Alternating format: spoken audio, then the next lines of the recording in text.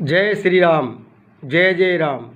एक बार एक गुरु के दो शिष्य थे और दोनों शिष्य थोड़े कामचोर थे। गुरुजी ने उनको एक दिन कहा, बेटे तुम जाओ और जंगल में जाके तुलसी जी लेके आओ।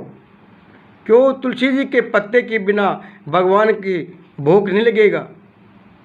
तो एक कामचोर चेला बोला, महाराज मैं तो देखा था लेकिन मैं भूल गया, अब तुलसी जी कैसी होती है मेरे को पता नहीं। लेकिन दूसरा चेला और भी कामचोर था, वो बोला कि अब अपने को जाना पड़ेगा। मन में सोचा तो गुरुजी ने कहा कि तुम चले जाओ। बोला, गुरुजी मैंने भी देखा था लेकिन मैं भी जानता हूँ जो जिसके बड़े बड़े पत्ते होते, केले की पेड़ की तरह बड़े बड़े पत्ते होते हैं। गुरुजी ने बोला, नहीं तू भी नहीं जानता, तू भी भूल गया।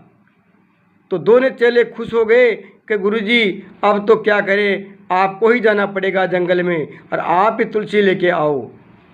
तो गुरुजी ने कहा कि मैं तो तख्त के ऊपर बैठ गया, आसन लगा लिया, अब मैं उठ नहीं सकता। अब तो मैं उठ नहीं सकता, तुम ला नहीं सकते, लेकिन एक काम तो कर सकते हो। बोले, वो कौन सा? कि तुम तख्त को उठा तो सकते हो। बोले हाँ। तो दोनों शिष्य को तख्त के लगा दिया। बोले, तख्त को उठाकर बगीचे में लेके चलो। बगीचे में लेके गए, दोनों शिष्यों को पसीने पसीने आ गए और मन में सोचे दोनों, इससे अच्छा तो ये था कि हम तुलसी लेके ही आ जाते, तो कम से कम गुरुजी को उठाना नहीं पड़ता और गुरुजी के साथ में तख्त को भी नहीं उठाना पड़ता। उठा के लाए। बोला, बेटे ये है तुलसी जी। और तुलसी जी को लाके और गुरुजी ने पूजा किया, भोग लगाया भगवान के।